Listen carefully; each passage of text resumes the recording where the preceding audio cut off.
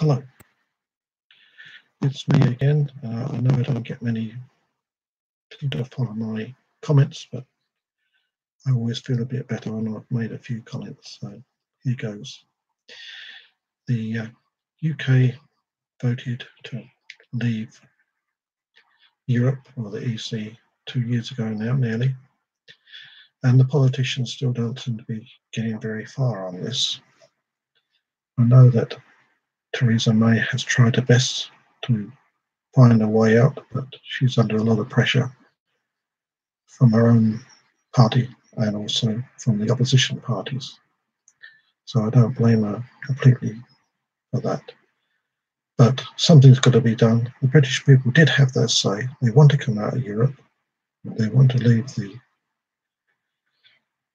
rules and regulations that were tied in with being a member of the EEC, and they want to go their own way. So the politicians should follow that. It doesn't matter about the moaners who say, oh, we didn't know who we voted for. The vast majority of us did know who we voted for, and we wanted to come out of Europe. The main reason I wanted to vote to come out was because I think we were being greatly invaded by immigrants by being members of EEC.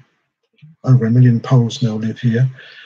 Romanians now are the second biggest immigration group, over 400,000 of them. And there's thousands and thousands from other European countries.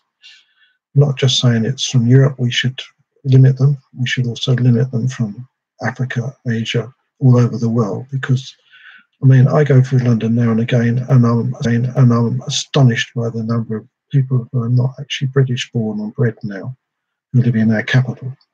In fact, the amount of people who are born and bred in this country in London now is less than 50%, and it's going down and down.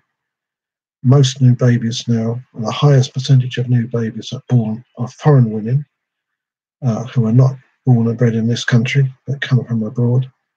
We're becoming a country which is various different races and nationalities, and not the old England which I knew and loved years ago. So that's my feeling. I've always had that feeling. I mean, not dead against immigration completely, but I think it's just gone completely over the top, and I'm afraid I can't really blame the immigrants because they want a better life for themselves. I only blame the politicians, and especially the EEC, for allowing these conditions to happen. That's the reason I voted to come out, and I still hold by that, and I think a lot of people in this country voted the same.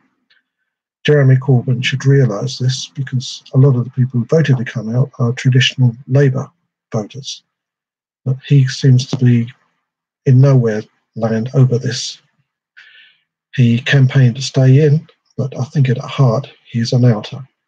And he should come clean with the British people over this.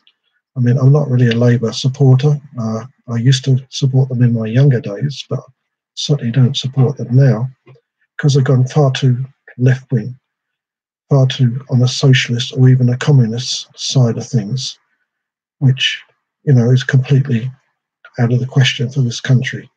If we went down that way, we'd be an outpost in no time. So that's my view on that. A lot of youngsters, I think, should realise this. A lot of youngsters are caught up in the Corbyn kind of promises and things, saying that we will do this, we will do that, we will give you free tuitions, the NHS will be a lot better place, and they won't hold any restrictions on immigration. So the country will become a mess. I lived in the 70s when Labour were in power a lot of the time under Callaghan and Wilson. They were not so socialist as Corbyn, but the country still went completely downhill. It was a terrible time to live. Strikes all the time. The unions were basically ruling the country, and the British people were, I don't know, just completely subjected to their whims and what they wanted. And the politicians just didn't have the guts to fight them. That's why I admired Margaret Thatcher, even though I wasn't a Conservative supporter at the time, for her guts to deal with the unions and to get this country back on a capitalist procedure again, where people are free to do their own thing. People are free to do their own business, or to look after their own health, or to go abroad on holidays, etc., and not be ruled by these union barons who wanted to turn this country into a socialist state. Anyway, that's my beef on the politics of things. I'm going to touch now on religion. I know politics and religion are the two big issues which we've always been told not to talk about, but I like to talk about those things, and I won't hold back what my feelings are. I think that religion has, in some ways, benefited mankind, but in many ways it hasn't. I'm an atheist now. I was brought up from a religious background from my father, who was a Jehovah's Witness, and I think that he realised towards the end that he was listening or obeying a load of rubbish. And I have the same opinion. I left my hometown to get away from Jehovah's Witnesses because they were the only people who I associated with at the time, which we were encouraged to do. I think it's a religion that will rule people if you let them.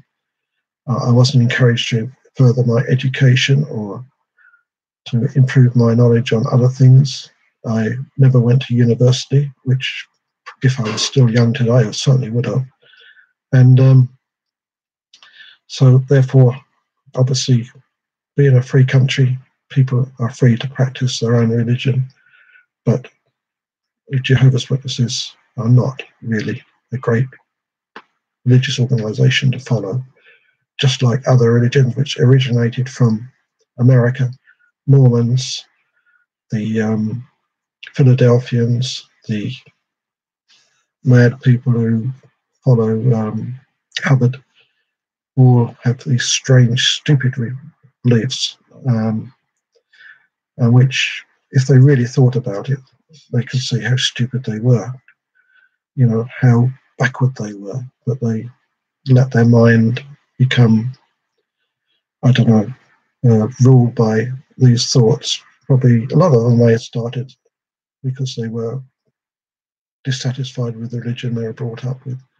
So they thought they'd follow one of these new religions, thinking that they have to offer them a better